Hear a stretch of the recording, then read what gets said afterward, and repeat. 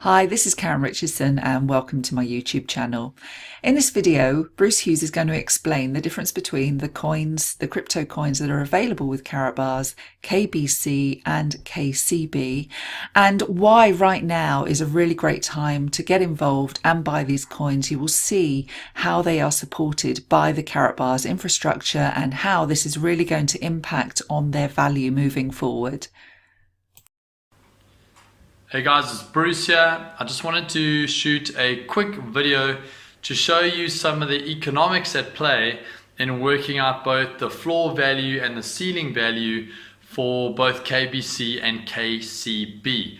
Guys, if you understand the fundamentals of this, you'll understand why Forbes magazine is making such a lot of noise around our company. You know, a lot of you would have seen that Facebook is busy launching its own cryptocurrency called Libra, and you would have read that Steve Forbes has reached out to Mark Zuckerberg and said, you know, base your coin on something tangible, base it, you know, on gold, make sure it's got an asset base that can be validated and valuated and audited, to which obviously Facebook have said no. Now the exciting thing is that our company hasn't said no to that. In fact, they went and launched that. They're the ones that gave that idea to Forbes.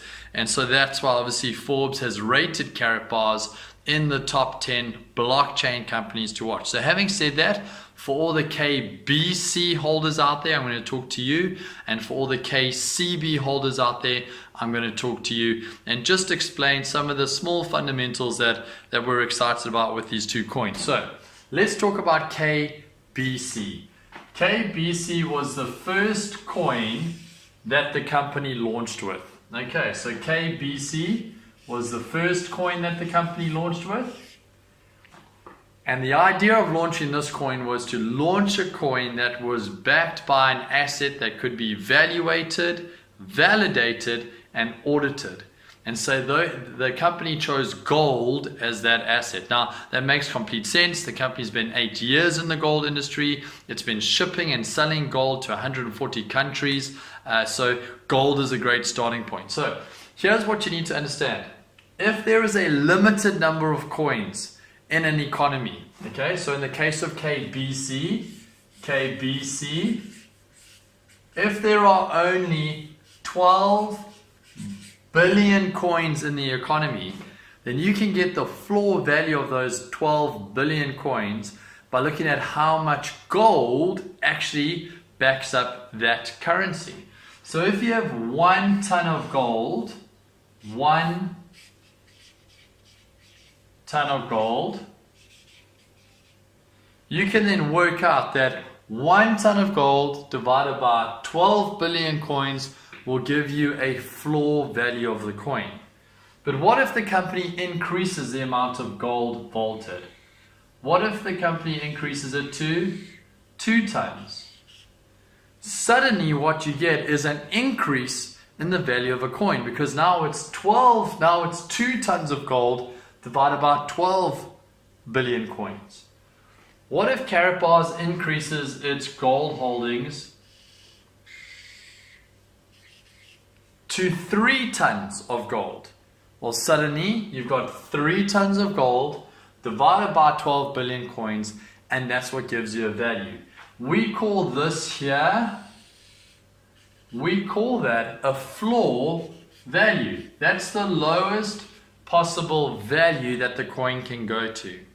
Okay, but the upside value, the ceiling value, can be radically different. You see, the ceiling value has to do with how many people want access to the coin, what the demand on the coin is. So if there were 1,000 people around the world who wanted access to that coin, well, then the value of the coin would be 3 tons of gold divided by 12 billion coins to give you the value of the coin, multiplied by 1,000 to get the demand on it. What if, so suddenly the value of the coin is sitting over here. What if 10,000 people wanted access to the coin? Well, suddenly the demand on the coin has grown by 10 times. What if 100,000 people wanted access to the coin. Well, suddenly the demand on the coin has grown by another 10 times. What if 1 million people wanted access to that coin? You see, the amount of gold vaulted hasn't increased, it stayed at 3. The amount of coins in the system hasn't increased, okay, but the demand has increased, which then pushes it up again by another 10 times. Okay, every single time more people want access to something, it increases what we call the ceiling value. And it's in between the floor value and the ceiling value that profits can be realized. It's in between the floor value, which is based on how much gold is backed, and the demand that our wealth is created. So that's KBC. Let's take a look at a very similar story. Let's take a look at the second coin, KCB. Now KCB is not just backed up by gold. KCB is backed up the entire audited value of the company. It's backed up by the company's infrastructure. That means it's blockchain services, the telecommunications platform. It's backed up by the trading and exchange desks. It's backed up by the point of sale system and the fees generated through that. It's backed up by the ATMs and the fees generated through that. And it's also backed up by KBC because the two coins are going to merge. In other words, if the value of the infrastructure, if the value of the company was at 1 billion, and in the example of KCB, there were 50 billion coins, well then to work out the coin value, you would say 1 billion euros worth of value, worth of infrastructure, divided by 50 billion coins would give you a floor value.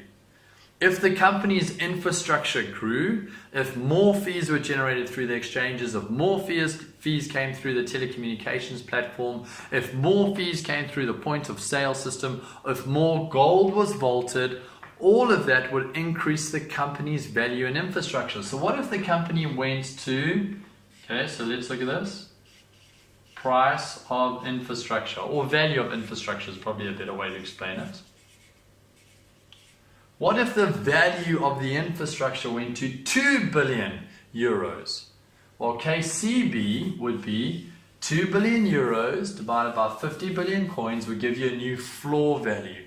What if the company's infrastructure and fees, etc., went up to 3 billion euros worth?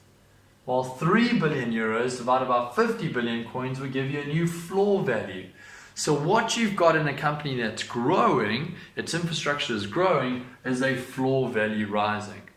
And then the same maths apply based on amount of people wanting access to that coin. Guys, the exciting thing is that this floor value, we call that a double floor value. And that exists because what you've got in both KBC and when it merges with KCB is you've got both of these, the gold and the entire company's infrastructure, both of these giving floor value to the coin.